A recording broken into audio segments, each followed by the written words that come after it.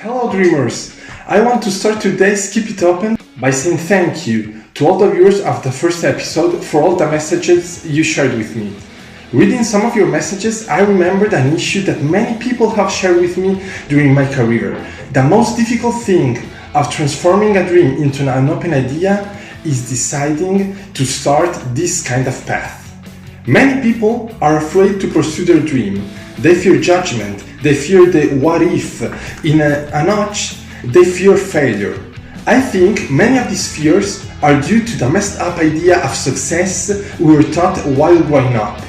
This is why today I want to talk with you about success. It's time to start this second episode of Keep It Open.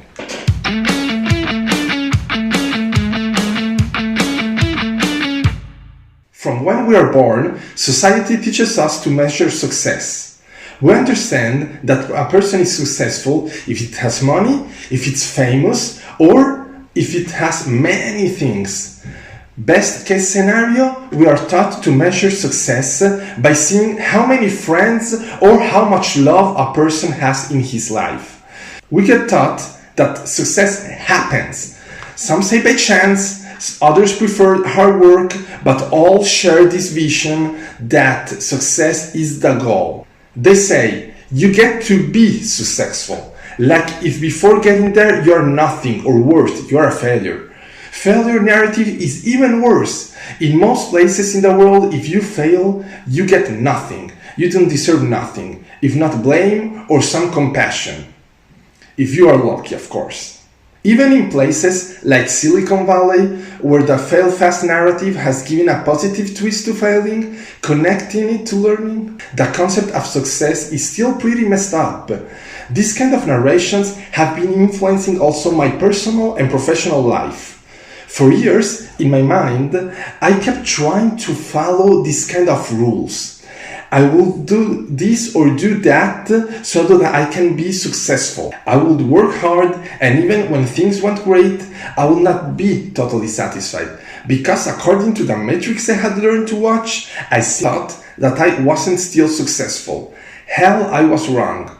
From when I created the Open Idea Framework, I started to change my personal narration from how to measure success to what success is. When someone asked me if the Open Idea path was a one-way street to success, I always answered, I don't know about that. What I may assure you is that something will happen. This was not just a kind of ironic way to answer a question. I had observed that all the people and organizations that started the Open Idea path got some real value out of it. And after they finished it, things happened. And even if the things that happened will not always be identified as success at first, in the long run, everybody was ready to admit that it was the best result possible. But till that moment, this narration was mainly in my head. I had a hard time explaining what I meant to others. Until one day I read a book by Oscar de Montigny called The Time of the New Heroes. It's really a nice book about innovation, ideas, and how to build the future. I liked many of the concepts said by Oscar in this book, but the one I liked the most was when he tried to define success. I realized it was the first time, or at least one of the few times in my life, that someone tried to define what success is and not how to measure it. Basically, Oscar says that we should start seeing success as its Italian language version suggests. In Italy, we say successo. The thing is that successo means both success and also is the past participle of the verb succedere. That means to happen, and indicates the particular ability that some individuals have of making certain things happen. From that moment, something clicked in my head. That definition of success was the missing part of the puzzle. I started to rethink my narration of what success is and how to measure it in a very simple and clear way. If success means making things happen, then a successful person is the one that manages to master the art of making things happen. This definition is so perfect, it actually applies to real life. It's measurable in a realistic and objective way and manages to help us rethink the narrative on failure. The thing is this. When an entrepreneur or a team starts the open idea path and they really put their mind, energy, and best efforts in doing it, I may assure 100% of the times something happens. Sometimes it means that after the path, they manage to grow their business or to get the communication strategy they needed. Others, it means that while doing the path, they understand their idea is not strong enough, or that the persons in the team don't manage to work together, or simply, for some reason, everything just breaks up. I know, it may seem like a bad result, but starting a business or creating an NGO is kind of like getting married. It's better to know if you are starting something with the right people before things get serious. So, what is the magic sauce that makes the Open Idea Framework a great path to success? Well, the answer is really simple. Quality interactions. The Open Idea worksheets oblige the person that work on them to interact, exchange ideas and opinions and thoughts on very precise and critical topics, taking away excuses, judgment, and awkwardness from the table. I always tell my clients, even the ones that are starting a freelancer business, don't ever do the Open Idea path alone. Get at least a couple of people to help you, to discuss with you, to give you their point of view. If you're lucky enough to be already in a team or an already structured business, get at least one person from each department. The Open Idea path works at its best when you manage to have a 360-degree vision of your idea.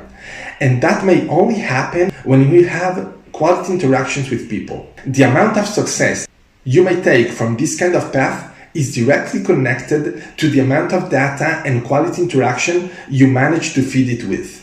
But even if you're not working on an open business or in building something, I invite you to change your personal narration of what success and failure are, when they happen, and how to measure them. Here are some pro tips on how to recable your narration of what success and failure are. Number 1. Success is the art of making things happen. Try thinking of all the moments of your life you are used to calling failures in this new way. You will discover that actually you are more successful than you thought. Number 2. Stop measuring your success basing it on money, fame, or objects, and start thinking of all the things in your life you manage to actually make happen and that make you important and unique. Number 3.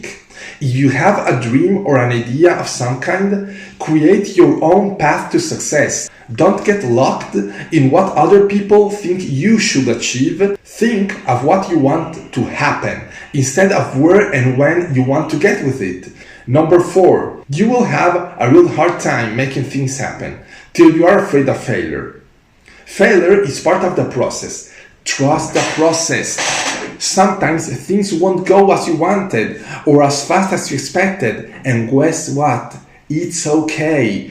Just try to get the best from all the things you managed to make happen, even when they seem bad. Number 5. Success is an art, and as all arts, talent is important, but practice is paramount. So, don't worry if at first you have a hard time making good things happen. If you keep trying, you will manage to master the art of success. Last but not least, a key component of success is openness. So, remember, if you want to master the art of making things happen, you have to become an expert in creating quality interactions and keeping an open mindset. So, this was our second episode. I hope you enjoyed it. Remember to click like and share it with your friends. And of course, don't forget to keep it open. See you next week. Ciao!